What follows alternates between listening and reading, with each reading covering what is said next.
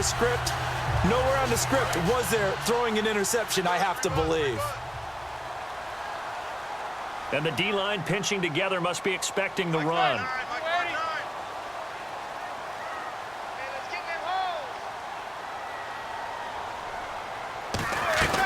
So after the INT, it's Manning. Over the middle to Beckham. Tell you what, Charles, I want the orange slices that Beckham had at halftime in Week 6. He had 11 yards in the first half. Second half, 211 yards and 2 touchdowns. You think they were the frozen ones that melted just right? Whatever. Remember that? Remember that when you played Little League Soccer and the whole deal? And there they were. But he is just so incredibly fast and sure of himself downfield. He has really picked up the pace. I don't know how you cover him when he's on his game.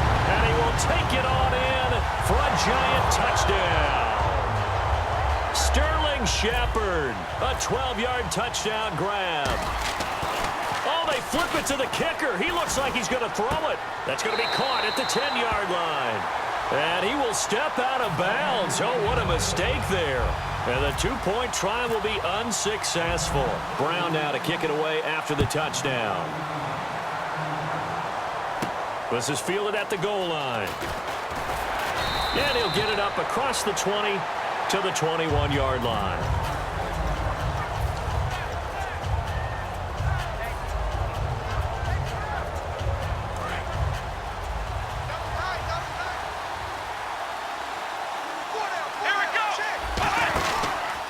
Here's the first carry for Ezekiel Elliott. So he got free at 1 tackle but couldn't do a whole lot else. Call it a gain of 4 on first, and that'll make it second down. Dez Bryant, certainly one of the go-to guys, if not the go-to guy for this offensive unit. One of the most talked about players in the league, as well as one of the most productive receivers. He attacks the football downfield. Now Prescott. And his throw's going to be incomplete. Jason Witten, the intended target. Third down here. And the defense for New York. Landon Collins is built like your typical tackle-first safety, but he does have the ability to play the deep part of the field. So a second down incompletion now brings up third down. Let's go! Brad 38! Brad 38! Let's run! He'll look to throw. And that's caught by Beasley. And he's brought down after a good gain. A really nice gain of 25 yards. He's such a good route runner. Shows it there on third down. Very proficient and a good pass. And you know what I've observed over the years in the NFL? The better a route runner you are, the more confidence your guy's going to have in you to go to you in important times because he can trust you being in the right spot, and they connected there and picked up a first down. Second down following the run.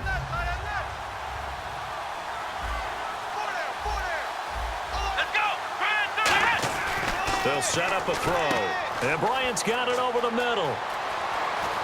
And he'll get this one down near the 20-yard line. And Bryant expected to return to action for the Cowboys after their Week 7 bye. And it's really hard to say that they haven't missed him, but they have won 3 in a row without him in the midst of a 5-game winning streak. So just wait till he gets back and expands the number of options for quarterback Dak Prescott.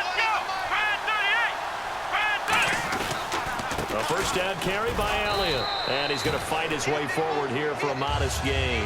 Well, we mentioned Prescott's record earlier. Ezekiel Elliott holds a record for himself. First rookie to rush for 130 or more yards in 4 straight games after what he did Week 6. And you know, before the season, there's always a prediction. Who will be Rookie of the Year? Who will be MVP? A lot of Rookie of the Year talk for Ezekiel Elliott.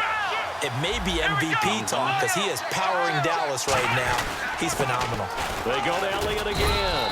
They'll say no gain on the play there. Now it'll be third down. Play number 7 now coming up on the drive. 3rd and 5. And as a defensive end, getting off the ball quickly, swarming to the football, making a tackle. That's what we saw right there. Yeah, and that's what their job is. And really, a lot of the time, they have to throttle back a little bit in the run game because you know those defensive ends, they're like in a sprinter stance. They're just headed straight for the quarterback. That was good recognition on that play to hold him to no gain. Now Elliott. And he is into the end zone for a Cowboy touchdown. Ezekiel Elliott, a 6-yard touchdown run. run. And the Cowboys are now just an extra point away from moving out in front. Dan Bailey now for the extra point.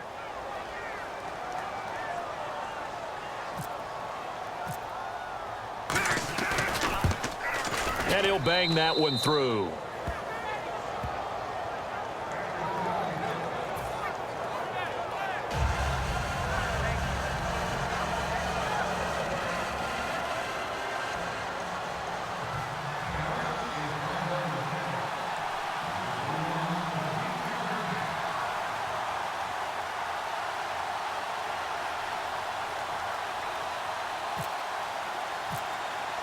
Bailey now to kick it away after the touchdown. This will be fielded on the back line of the end zone. And the Giants ready to come out now. And they're hoping to capture some of that magic they had last time out when they were able to put together a scoring drive. But they're still down here, Charles. Not the major concern, though, because of what you talked about. They scored the last time out. They feel good about themselves. They feel like their game plan is now in effect. They know how to attack and what plays they want to put together. But they've got to keep it moving in the right direction because, as you did note, they are down on the scoreboard. Jennings missed the past 3 games, came back in Week 6, got to ease back into the action a little bit, 9 carries. While he was out, Orleans Darkwa out of Tulane has kind of tried to pick up the slack, but the running game hasn't really taken off and accelerated. They're hoping with Jennings back full-time, they can get back to running the football with authority. And now the defense for Dallas. Justin Durant doesn't get mentioned very often in conversation, but at the end of every game, he's made a lot of tackles. On second down, here's Manning. But he's going to be wrapped up and driven down. Tyrone Crawford in there to drop him, and it'll be a loss of about 8. Partner, I know that ball security is preached like crazy, but every now and then you've got to know when to get rid of the football and save a little bit of yardage if you're a quarterback. Because now if you're the offensive coordinator, what does it do if it was 3rd and 10 versus 3rd and much less? And that's caught inside the 30. And all the way in. Touchdown, New York. Odell Beckham, 72 yards.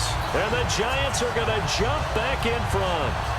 And that time, he came out of the slot for that big play downfield for the score. I think what we just saw there, partner, was what we call scheming a guy open. Put him in the slot, know that he has tremendous speed. What you're doing with your other receivers is likely running shorter routes to draw the attention closer to the line of scrimmage, to give him a chance to get downfield and turn it into a one-on-one route, often against the safety. You like your odds when he's running against the safety. His speed usually wins, and it did on that play. This will be taken short. And they're going to start this drive in pretty good shape as they get it up past the 30. The Cowboys offense heading back out and ready to go again. And they're going to need another score. Got one last time, but still down here. When you're playing catch-up, every possession becomes crucial, doesn't it? It's vital. Get back out on the field, punch it in the end zone again. They know it's not easy, but what they do have going for them, they did score the last time. They think they've got a good formula working. And what about the defense? Well, now you're just saying to yourself, okay, we gave up a score last time. What adjustments do we need to make to slow them down now and get the ball back for our own offense? Is it more pressure? Is it more zone? What do they have to do? They're trying to figure that out themselves. We'll see if they can figure that out right here.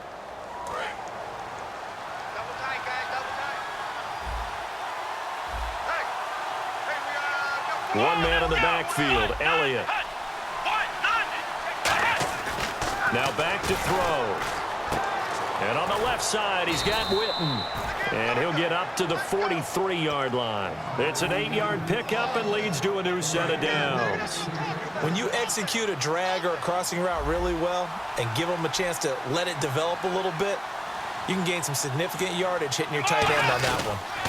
Elliott. And some room to roam now.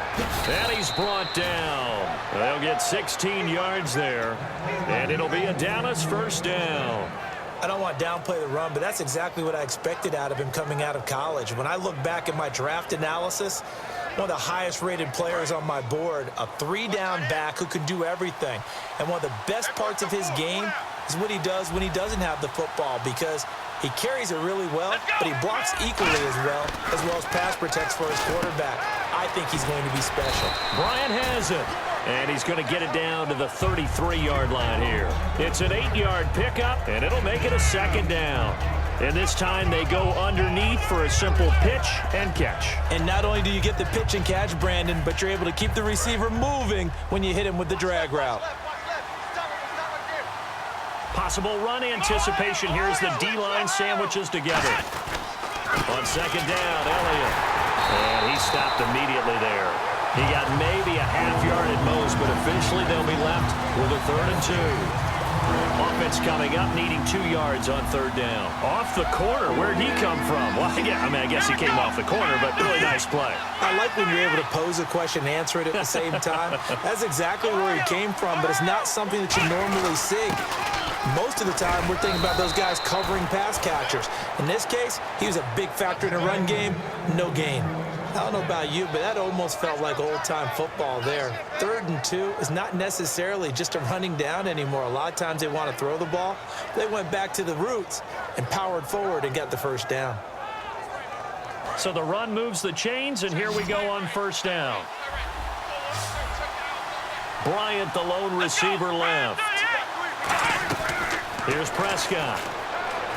And this is incomplete. Cole Beasley, the intended target. And it's 2nd down. Offense walks to the line for play number 7 of the drive. 10th carry now for Elliott. And he is going to lose yardage here. He'll wind up losing a yard on the play, and that'll bring up a 3rd and 11 situation. And the offense there, the O-line, everybody really on offense, they were just manhandled at the point of attack. Yeah, you could pretty much call them all out, couldn't you? Almost by name, right? That was a very tough sequence for the offensive line. But how about that defensive front?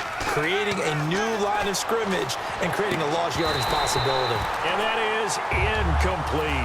Timing's crucial in any route thrown, but when you throw an out, so many things are going through the mind of the receiver. Catching the ball, timing it up with the quarterback. Are my feet going to get down inbounds? On that play, all those things going through his head might have caused him to drop it. And the Giants have it. It's picked up.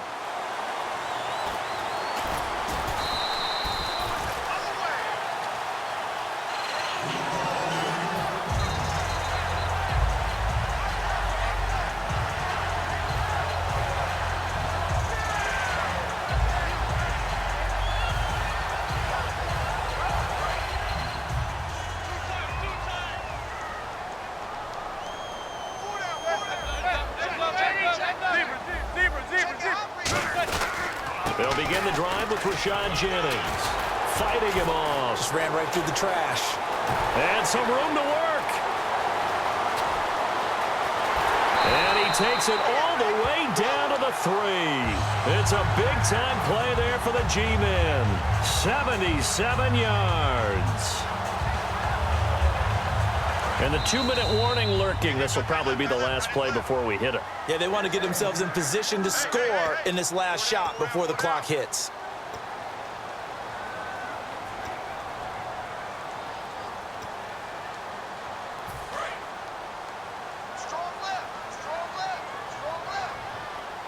They come out here in the eye.